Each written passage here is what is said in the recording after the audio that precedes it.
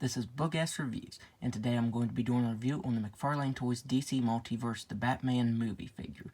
So before we take a look at Batman, let's take a look at the accessories that he comes with. So first up, he comes with your standard DC Multiverse base. Up next, he comes with his data file with a nice shot of the figure. I actually thought this was a shot of the movie, but as you can see, the open hands are the same, so this is actually the figure. There's the bio. If you want to read that, go ahead and pause that now. And finally, he comes with his grapple gun. And this looks really good. It's got some nice sculpt detail to it. It's done in a shimmery black color. The weird thing is this has a peg, and it pegs into his hand here, which is more of an open hand, and it looks really weird. So, I mean, it does stay in there well, but yeah, that looks very strange to me. The regular Batman, or the unmasked Batman, actually comes with a normal gripping hand. I would have preferred that to this because this just looks funny. He does have a loop right here on his belt that I put this peg through. I'm not actually sure if that's what it's meant to do, but it connects and stays there pretty well. I think he's actually supposed to have a holster for this. That's what these straps are for. But I've been using this belt loop here to put the grapple gun on whenever I'm not using it.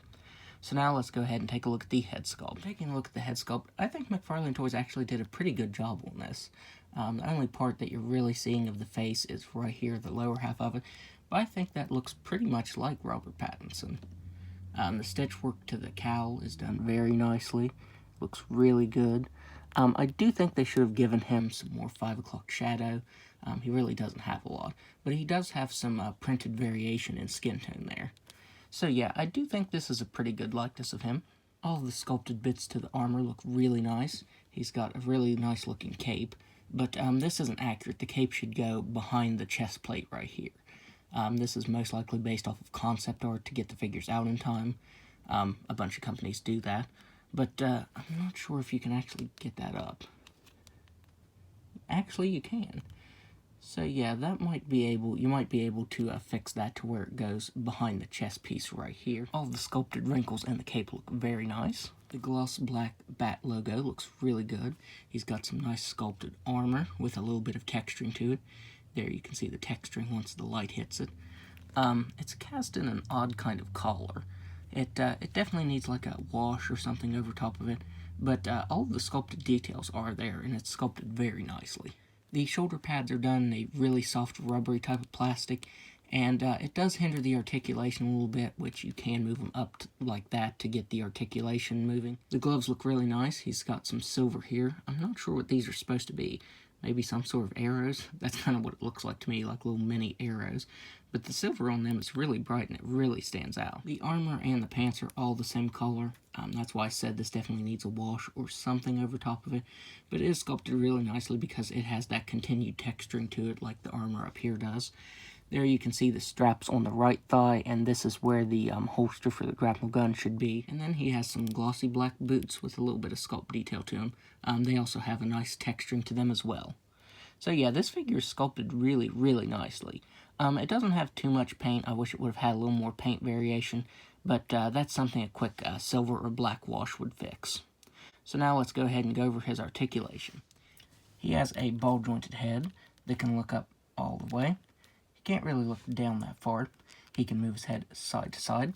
He has ball-jointed shoulders that the shoulder pads do hinder it just slightly. So with the shoulder pads like that, his arms can move out that far. If you move the shoulder pads up, you can get all of the articulation out of that joint right there. He has butterfly joints that can move back and forth and spin all the way around. He has swivel at the bicep that can move side to side. He has double-jointed elbows that can bend all the way in. He has ball-jointed wrists that can move up and down and spin all the way around. He has a ball-jointed diaphragm and waist joint that can move back all the way and can't move forward at all. That's pretty unfortunate. He can move side to side there and side to side down here as well. He has hips that can do a complete split. That really surprised me. He can kick forward just about all the way. He can kick back all the way. He has swivel to thigh, a really nice thigh swivel that articulates really nicely. He has double-jointed knees that can bend in all the way. He has ball-jointed ankles that can move down all the way, up all the way, spin all the way around, and toe articulation. So now, let's go ahead and do some size comparisons. So first up, here he is next to the comic Batman. And finally, here he is next to the Justice League version of Batman. So overall, I would highly recommend picking him up because he's a really awesome figure. I have had a really fun time posing the figure around and doing pictures and stuff with him. I haven't seen the movie yet, so I'm not sure how entirely accurate he is. Based off of some of the photos I've seen, the suit isn't entirely accurate, but it is still a really awesome figure, and I'd recommend picking it up. So that's my review. If you like this review, be sure to hit the like button and subscribe to my channel. Thanks for watching.